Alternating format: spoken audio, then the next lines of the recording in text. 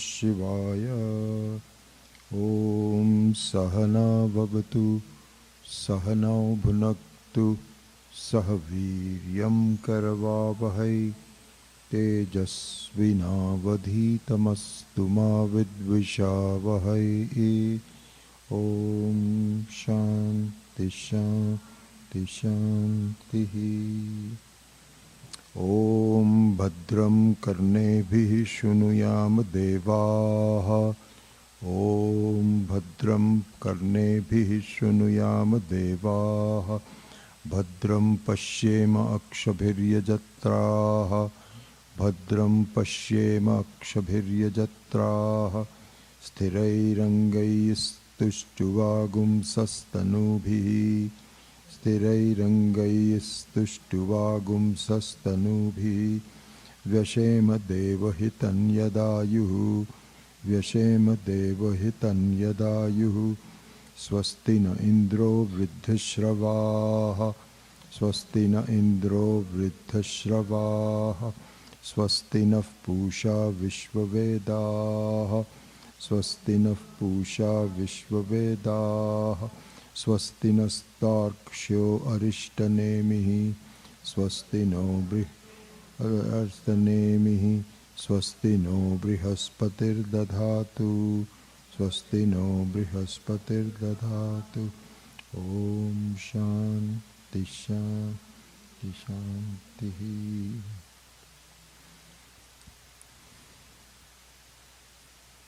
Thank you, Vijay. Thank you so much.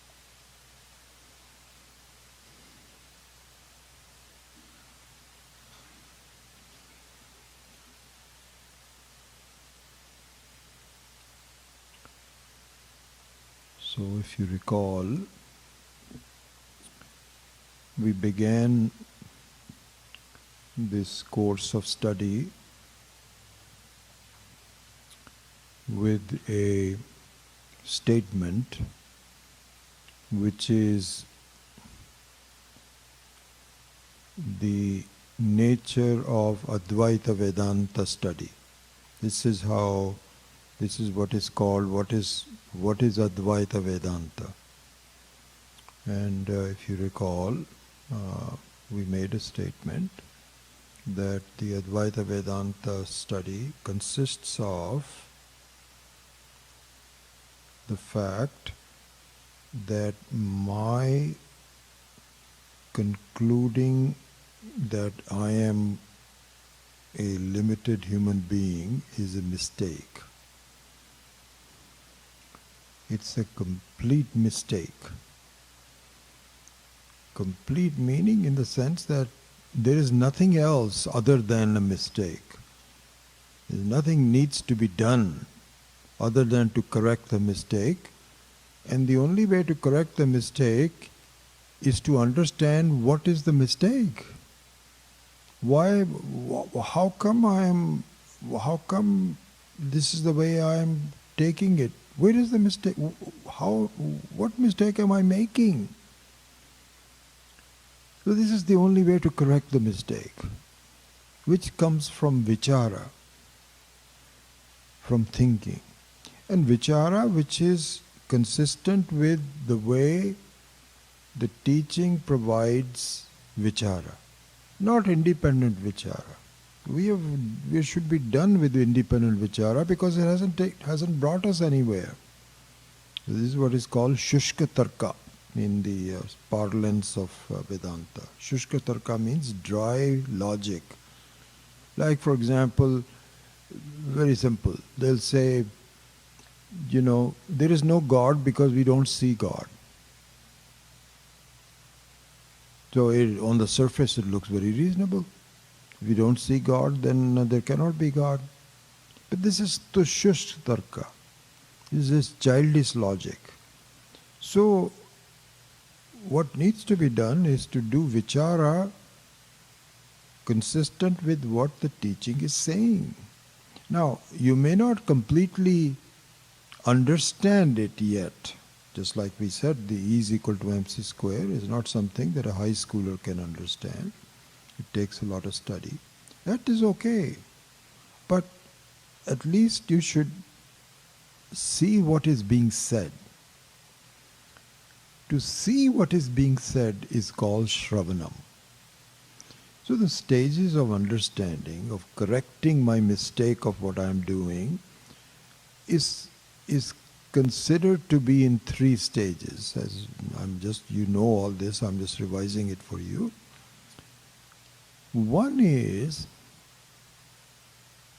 what is the mistake? So just understanding where is it that I'm making a mistake is called Shravanam. It's called Shravanam. And once I understand what this is, then I need to reconcile it with my contrary experiences of life. Because the mistaken experiences of life leave a lot of wake in its past. It's not easy to get rid of it instantly, unless you have done a lot of vichara in your previous life. But if we just talk about this life, it is not an easy thing to do immediately. So it requires certain thinking, certain persistence. You know, it is said that the difference between a mistake and non-mistake, a take versus mistake, the difference between them is this: the more you study the mistake, the more it tends to go away. And the take is just the opposite. The nearer you go to take, the clearer it gets. So this is what is called Brahma and Prama in Sanskrit terms. Brahma consists of taking things to be what they are without enquiry.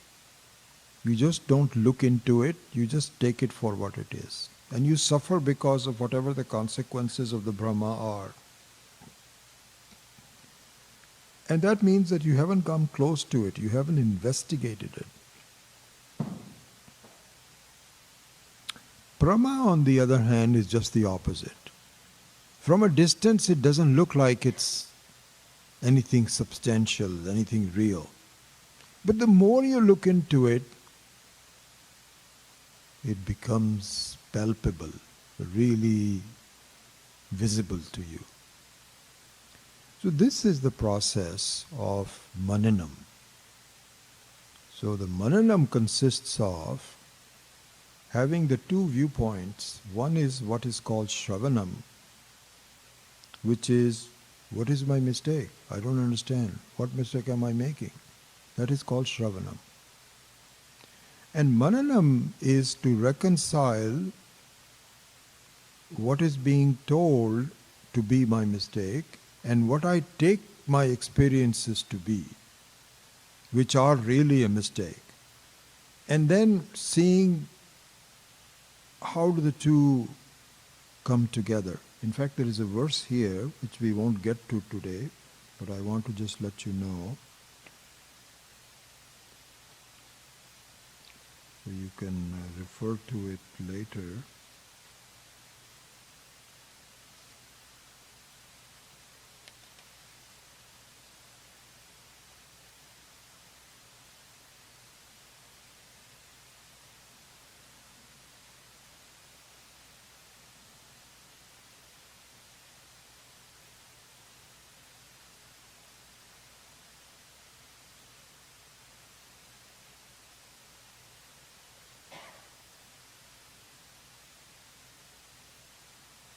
Yeah, this is verse number 11.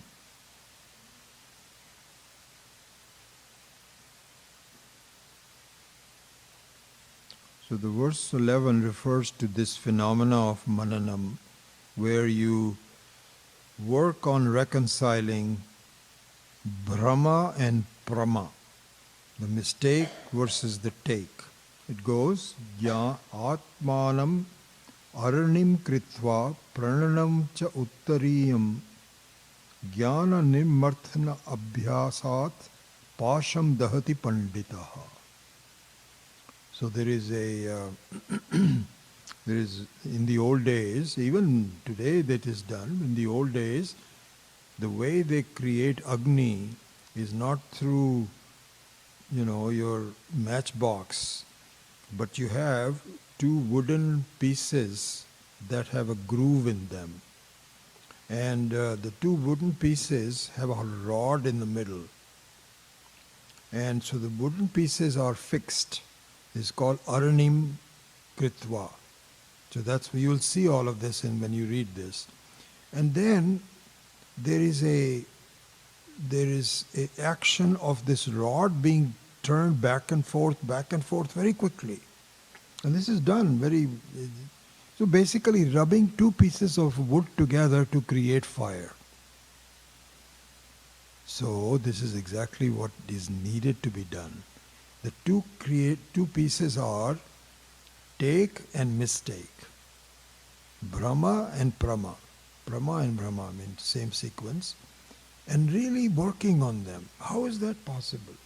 No, I don't think that's possible. But yes, but it is being said like this, so I must look into that. So this is what is called Mananam.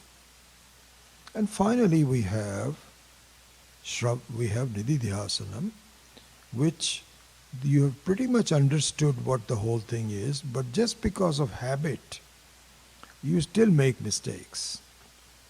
You've already understood what the mistake is. You've thought about it, all of that has been done, but just because of pure habit, some mistakes are being made. That is where Nididhyasanam comes in, where you reassure yourself, all is well, this is the right thing to do, and I don't want to dwell on the way, looking at my world in a different way. So this is Nididhyasana. So this is the process that we correct the mistake. So now, what I would say is that hopefully for you, these few classes that we have held,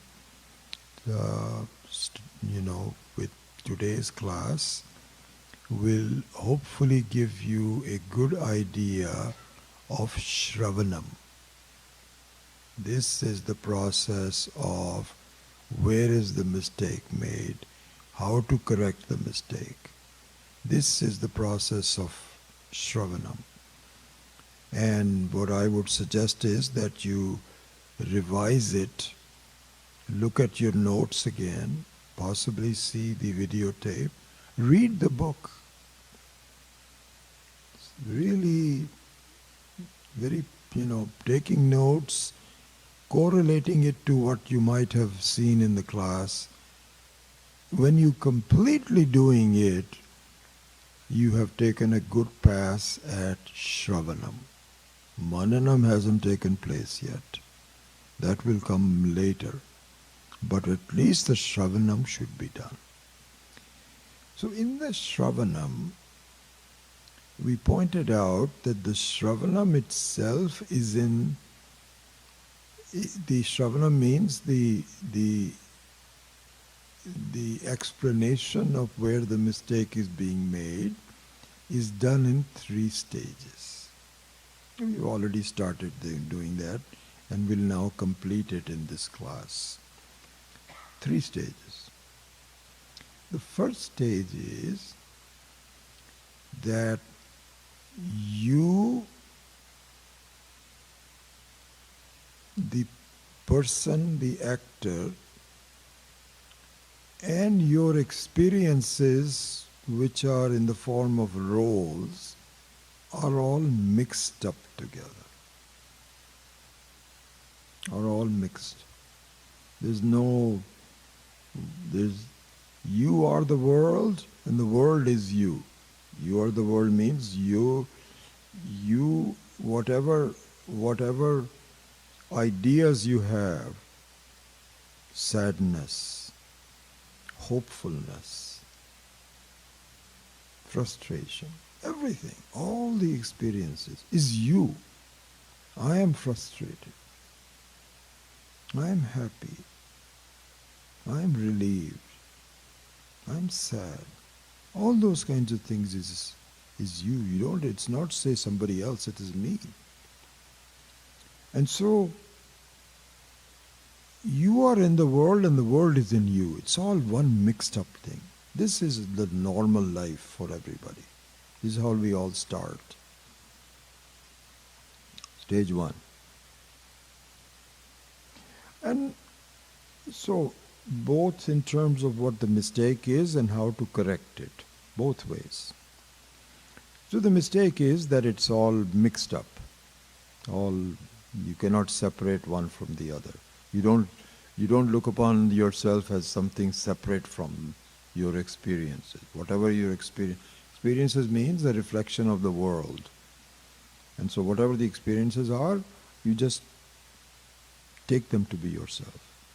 Okay. So this is the mistake. So for each of these three stages that we will talk about today, we will briefly talk about what the mistake is and how to correct it.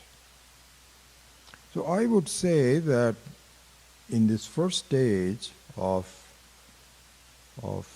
mixing up the two, the way to correct it is, of course, to go to the next step, but even before going to the next step, is to make your mind relatively peaceful.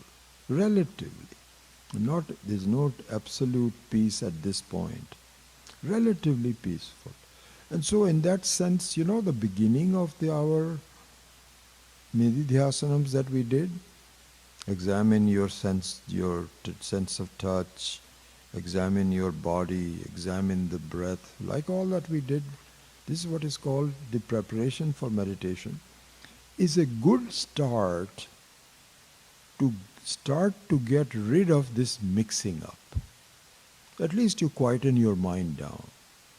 So in that sense we borrow from others also, yoga and Sankhya and others, that yes, please learn, especially yoga, to calm your mind down. Not eliminate everything. I mean, that happens, that's okay too. But just calm your mind down. Be prepared. Be prepared for the second stage. And the second stage we have already seen, and that is viveka based, that you now distinguish between you and the roles. And you do it with information, with logic, and your experience. It's not as though at each stage you should feel it, that the truth of it. So even in the nididhyasanams that we did, I'm sure you felt that yes, I can see the unchanging nature of my experiences as me, and the changing nature of my experiences which is not me. In that sense, the roles are not me. They are superimposed on me, but they are not me. I am something different from that. So this is the second stage where through a lot of instruction, thinking, all that, at least you are able to see this. This is still Shravanam. Mananam hasn't quite taken place yet. Shravanam. So this is the second stage. So where we had left it was yesterday that now there is a duality. Duality between what you see, which is observed, and the observer. So this you can see clearly by reading books like Drik Drishya Viveka doing Panchakosha Viveka, all those kinds of things, and including the very clear enunciation that all changes must have a basis of non-change, all those kinds of thinkings. Now you have arrived at the understanding of the second stage, that those two are different. Okay. Now we enter the third stage. Because you cannot stop at the second stage, it is still incomplete. Why? Because as long as there is, I'm just revising, you already know this, so I'm just revising this very quickly so we can spend more time on the third stage. The issue there is that if you stop at the second stage, it is still incomplete because there is something other than you. So that leaves you incomplete by definition. If there is some duality, that means you are not complete. There is something other than you. And realistically, the otherness does create problems, fear, concern, questions, curiosity, all those kinds of things, various emotions, and you will not be able to rest as our goal is with just at that stage. So this is the situation. But then, step by step, we go to the next and the last stage. And the last stage is the examination of what is the nature of the roles. Is it truly separate from me, independent of me, on the same reality as I am? I have a certain truth, certain reality that I can feel it, I can understand it. Does the roles that I experience have the same degree of reality as me? This is the start of phase 3.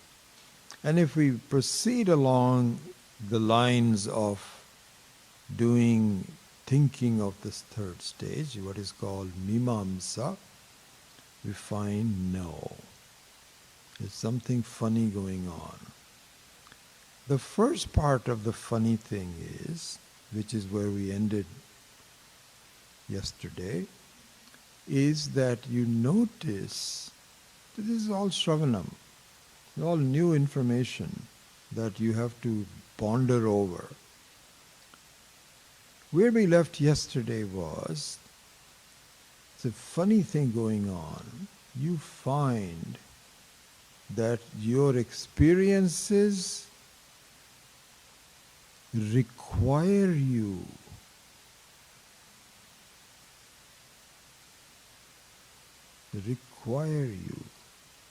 They do not ever exist apart from you. Your experiences means your life. Your own life consisting of the series of experiences. This is what we're talking about. Those experiences, can you ever visualize them as being apart from you? No. All perhaps you can say is that I used to have those experiences, but they have gone. But while they were there, even leaving a memory also requires you. So even there is no exception. Regardless, this is an important thing for us to see, that all my experiences require me to be there. This is an incredible thing, really. Thank you so much. Good. Yeah, thanks. Anthony, thank you. They all require me to be there. This is an interesting thing because it is exactly like the ornaments. They require the gold to be there. They cannot exist on their own. As we said, the weight of the ornament is the weight of the gold. The color is the weight of the gold, the color of the gold. The touch is the touch of the gold. Everything is gold, gold, gold. Where is the independent? Because we say there is something different which is called a pot. And if it all depends on the clay, there's no independent nature of a pot. So that one is very clear. Yes, we can see that. It's the same logic for your experiences. Same logic, no different. And we actually are shy of saying, no, this cannot be there. It has to be completely different. No, it isn't. This is where Shraddha comes in. Follow it for a while. So the Shastra says, please see that if the experiences are there, you are there. And that you are there even when the experiences are not there. Like in deep sleep.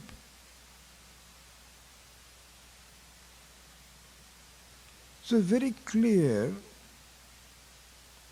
that if a particular ornament shape is there, gold has to be there. If that ornament shape disappears, the gold is still there, but the ornament has disappeared. That's okay. Exactly the same situation is. You as a person is the basis of all your experiences. And if the experiences disappear, you as a person are still there.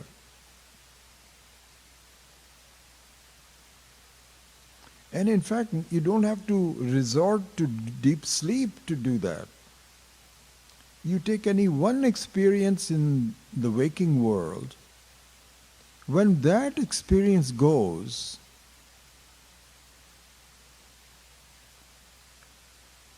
you have a new experience, but that experience is gone.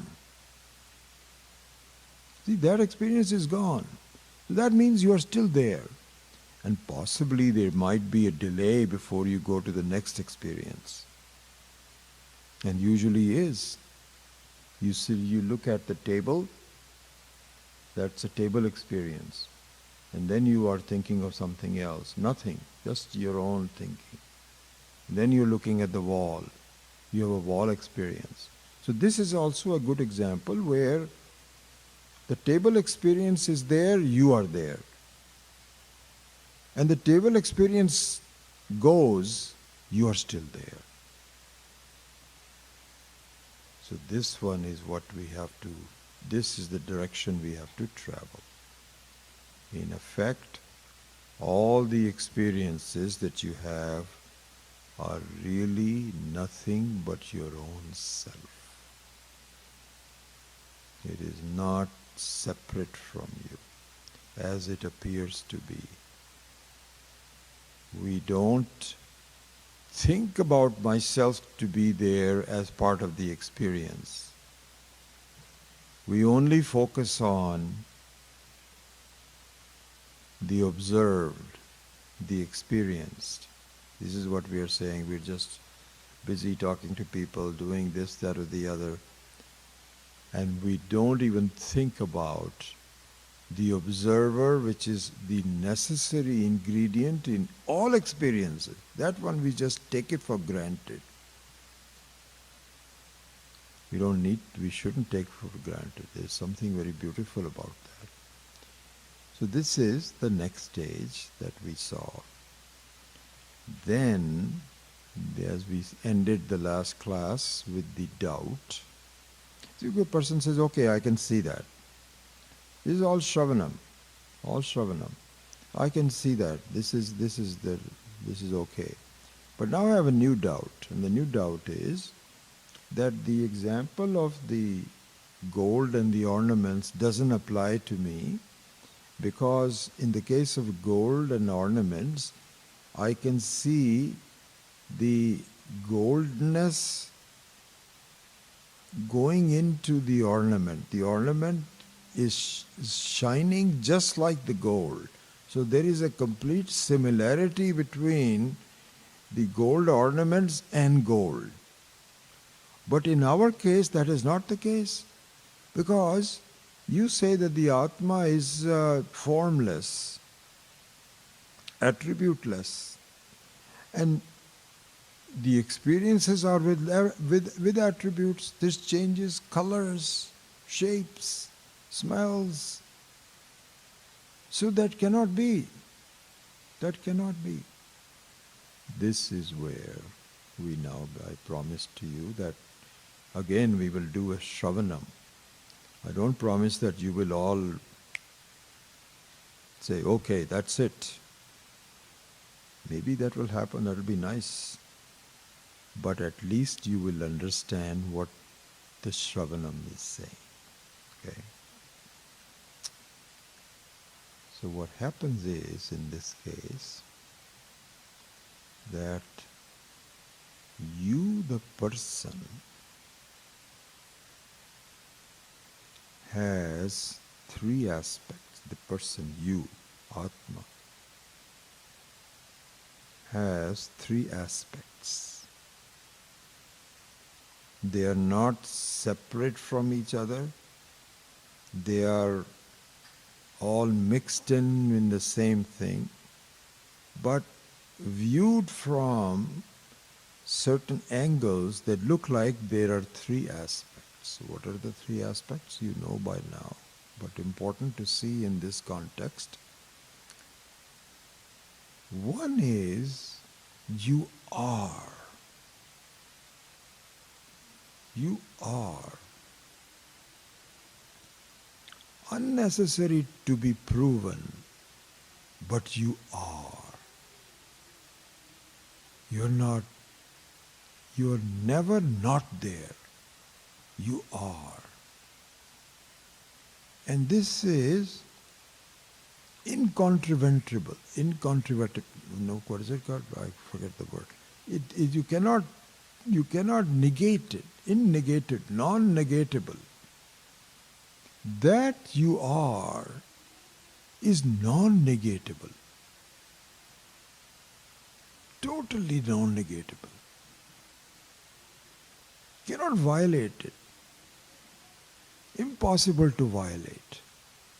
So this is what it is. You are. The second thing is, you are always conscious. You're always conscious. The consciousness cannot be negated. You are, and you know. And you can confirm it from your own experience. I am, and I know. Both of them is exactly true. The third aspect of that is that this you are and that you know has no limits. There's no limits whatsoever. It is anantam. Doesn't have a shape. Doesn't have a form. It is self-existing and self-knowledgeable. And it is totally without any form whatsoever, without any limits whatsoever. So these are the three aspects for yourself. Sat, Chit, and Ananda. Or you can say Satyam, Jnanam, and Anantam.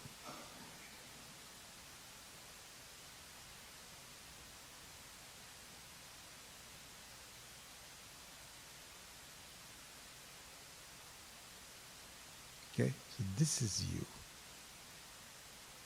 This is you.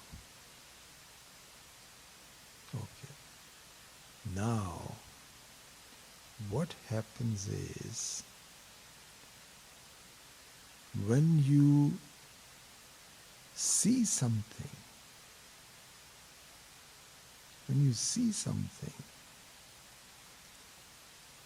you impart all these three qualities to what you see.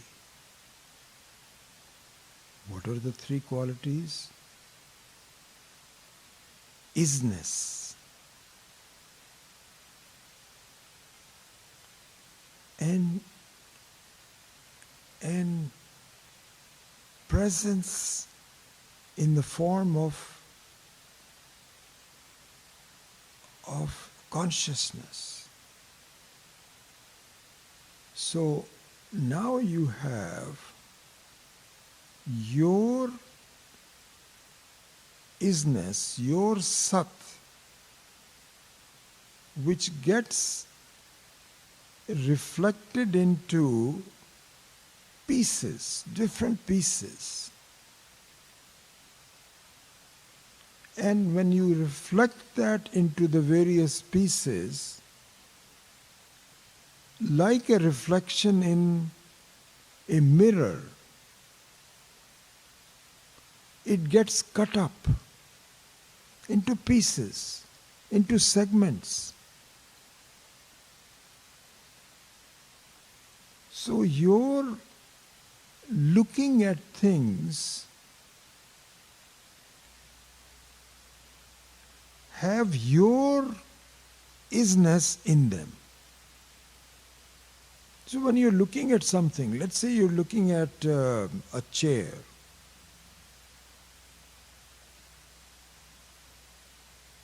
Okay, you're looking at a chair.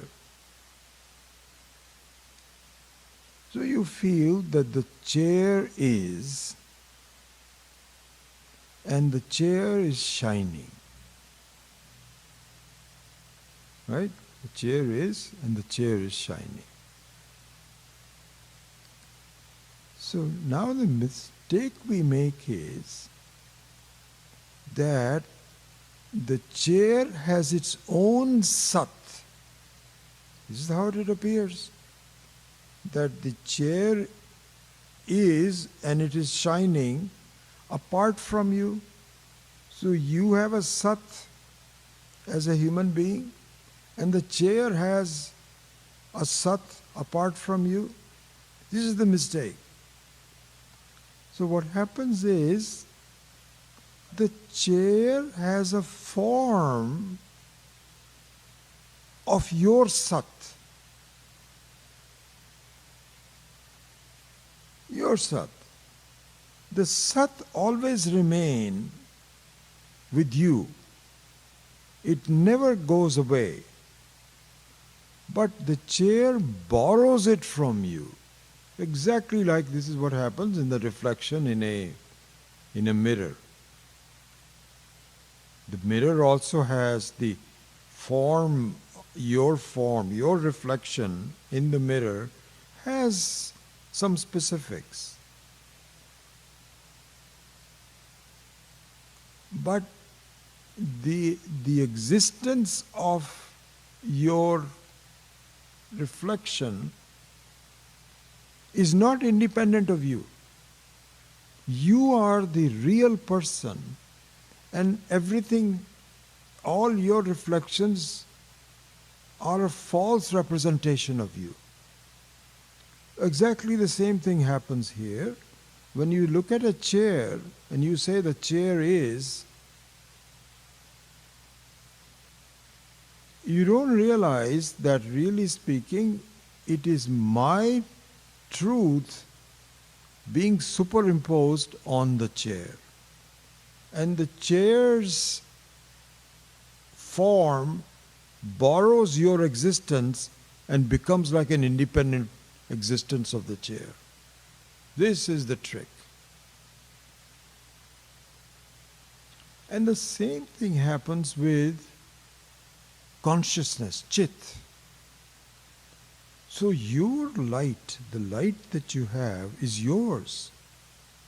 You are the one who is really looking at things. You are the one who is lighting things up. And that light of yours is borrowed by the chair, and it shines back at you and saying, I am. There's something going on.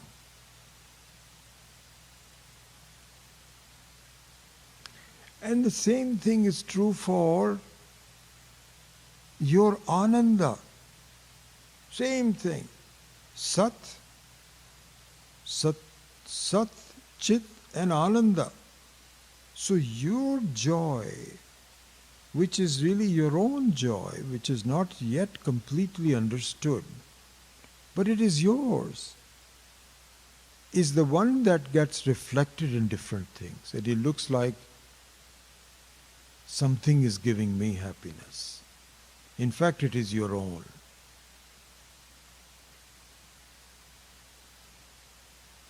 So this is the situation. This is the situation. So what that means is, the world that you see is the same ingredient as you have. It is not a different ingredient. The reflection which is at a lower level, like a reflection in a mirror is at a lower level, has some variety in it. So here we have color. You see, a color is from earth. So the earth also is a reflection. And it has sound, which is a reflection of Akasha. So all the Pancha Mahabhutas, they come into the picture of completing the very complex relationship between reflections. So all of those create a variety which is not in you, but they are at a lower level.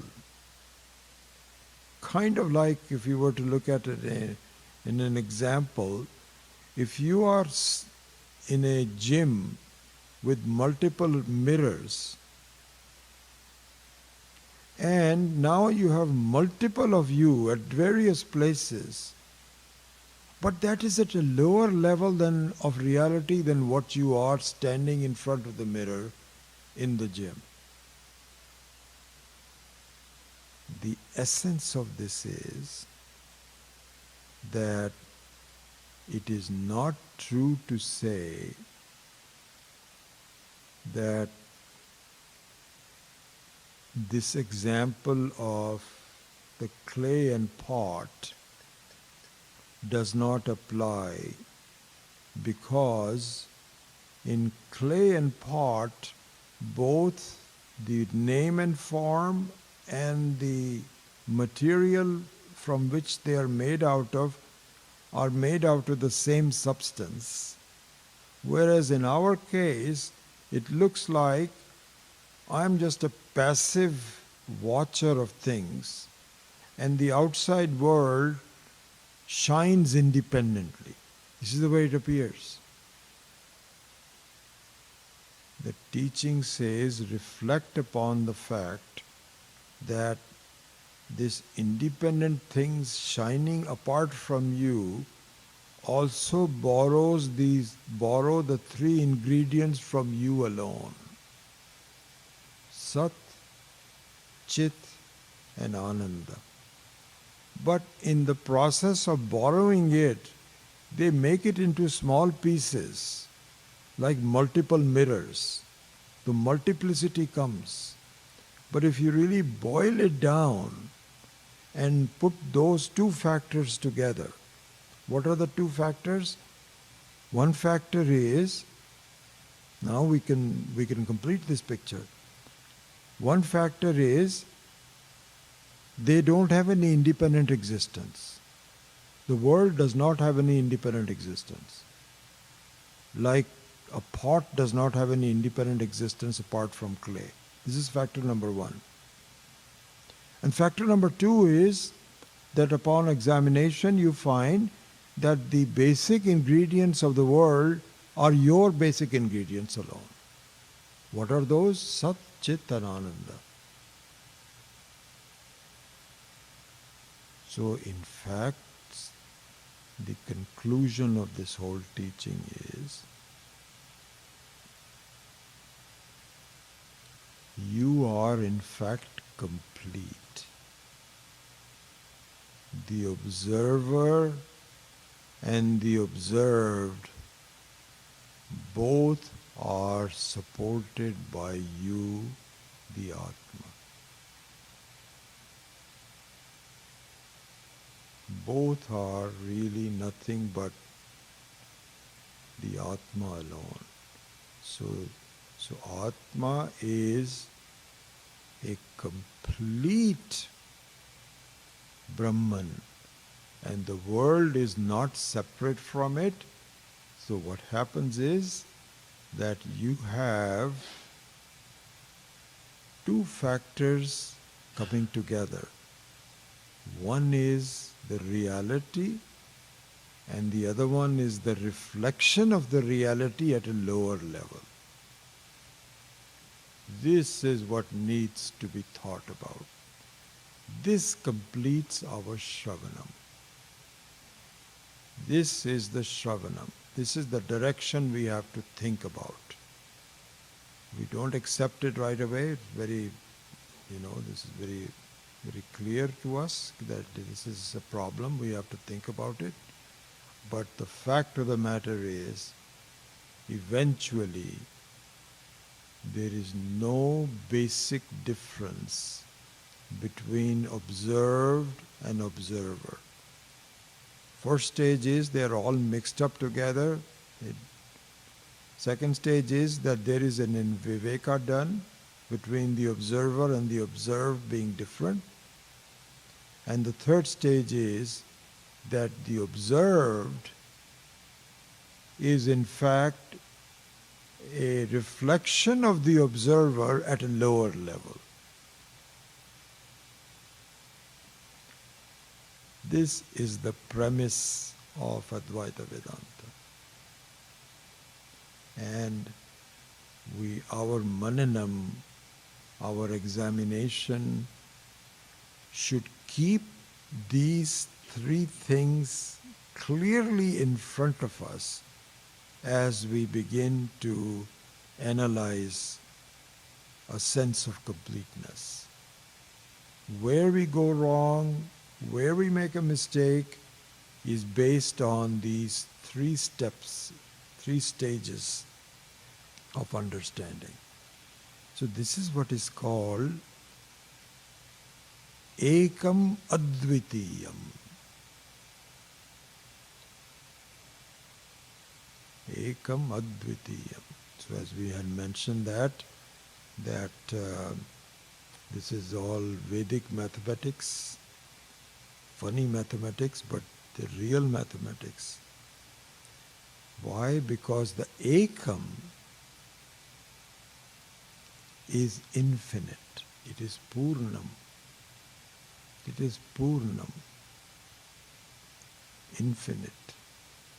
What that means is, you cannot add 1 plus 1 and obtain a different result, which is 2. In this case, 1 plus 1 remains as 1. 1 plus 1 plus 1 plus 1 plus 1 remains as 1. Why? Because all the other factors that you are adding are not on the same degree of reality. Only one, you are the only one which is real, and any reflection that you have, no matter how many of them there are really your own one. So this is what is called Advayam. Ekam eva Advayam. There is no otherness to it. So this is the Shravanam. This is where we have to proceed in our thinking. So it's not as though one immediately, this is not a joke where you can just, unless you are somebody from previous life, you have done all that, this is the truth. And it will be truth at one time when we do it. But at least we should do, what is it that how should I think about it? This is how we need to think about it. So this completes the 3 stages of Advaita Vedanta. Of course, we did not finish the text, but I think what I feel is that you have now the basic ingredients to base your further study on. And if you had any further questions to it, obviously I am here, but I also think that we were very fortunate in this particular retreat to base it on this book, because it is well written, very complete, and reflects the thinking of Swami Viditatmananda ji, which reflects the thinking of Swami Dayanand ji, and so on. So it's a very, very comprehensive book, and I think you have the opportunity to complete this study in your own time, based on the basic principles that we have gone through. And I feel that I feel good that we have gone through the basic principles, even in these 7-8 verses of the book. And so you have a good foundation, I feel. And so you need to build on it if you like, if you are interested, if it interests you. So this is where we are. So with that, we close the course, and I'd like to make some more comments about this place and other things in a minute, but at least as far as the study and the text is concerned, I'm very happy that we stayed together. I appreciate your willingness to come all the way and to stay here for 7 days and study with me. It's good for me also. It revises the concepts again and again. Paunav punyena shravanam kuryat. This is what they say, that you have to listen to this again and again, because the mind goes in different directions based on our own samskaras and vasanas. So it takes a while, but this is the truth. This is what we need to do. So I'm also very happy to revise it in whatever. The teacher gains as much as the student does. It's just no doubt about it. So very happy that you made that possible in this 1 week, and I thank you for it. And with that, with a prayer, let me close this off, and then I'd like to make some other comments about this stay and so on. Om Asato Ma Satkamaya Tamaso Ma Jyotirgamaya Mrityor Ma Amritam Gamaya. Om Purnamadav Purnamidam Purnat Purnamudachyate Purnasya Purnamada Purnameva Vashishyate. Om Shanti Shanti Shanti. Harihi Om Shri Gurubhyo Namaha. Harihi Om.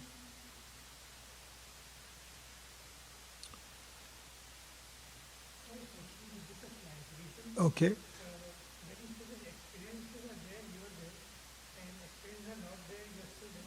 Is this Anuvamati Rati? Yes, Anvyavati. This one of mine. Yeah, that's what it is. Yes. So when we envisioned this retreat, uh, for the first time, I was thinking that in addition to the students who have been studying with me, I will also invite some friends who might appreciate this place and so on. So we have had a number of people that came. And the idea is that we have really an extraordinary institution here. There's nothing like this in the US, like this, where you have a center for spiritual studies, for cultural activities like what you saw in terms of Jyotish and Ayurveda, and elsewhere that happens in medicine, music sometimes, celebrations of Upaniṣad, etc. And with the blessings of Puja Swamiji, we have built a very, very modern, very expansive structure, very well done for us to enjoy. And I wasn't exaggerating when I had posed this question to you, who does this place belong to? And it doesn't belong to anyone other than you. And it also is for you to enjoy, to benefit from, to come and stay here and to bring your family sometimes, perhaps, or just come by yourself, either when there are classes going on or if there are no classes going on. Come and stay here and enjoy this beautiful, extraordinary place, I think. And even 10, 12 years ago, it wasn't as nice as it is now. This has reached a very beautiful stage with the new buildings, the walking areas, the paved. We used to have dirt roads all over. They are nicely paved now, and it's an extraordinary place. So my hope was that at a very minimum, you will enjoy the ambience of the place, food cooked 3 times a day, beautiful, and so helpful staff. And the other thing is that some places may be nice, but they are run as a cult. You have to do this, you got to do that, and this is not a cult. This is your place. And we have some common things that we want. The other thing is really, honestly, there isn't a place like this where this is a institution in which there is a temple right in the middle. And this temple is not an ordinary temple because it follows the discipline of the Vedic temple to the T. Siddharthaji was once telling me that he has a hard time recruiting priests from here. One time I was telling him, I says, because we are missing one priest. One poor priest has to do all the summer job with the help of Siddharthaji. So I was asking him, why can't you, there's so many priests available. He says, do you know the fact? I didn't know this, he educated me. He said, most of the priests don't want to get up that early in the morning. But this is not just a temple on the surface or anything like this. This is really a person, and we have to take care of it. And we have results where people's lives have changed. So this is a very beautiful institution with a temple. And I tell you, for having a class like this right in front of Dakshinamurti is such a blessing. I don't know how that would be. So anyway, this is a very good place. And what I might suggest to you, one thing I would really like to do is that before too long, you write your impressions on a piece of paper about this place, your experience, and so on. And I'll collect them all, and hopefully, when we invite people to come here again, we can include your comments as part of that, or not verbatim maybe, but at least to extract from it those ideas. So that is by request to you. I hope you can follow this up with some. What are the things that really you enjoyed most about this place? You know that, so that'd be nice. So with that, I would like to invite you to just come and take a booklet from us with thanks. But before doing that, I'd like to invite Shuddhatmaji to please come. You know, there are many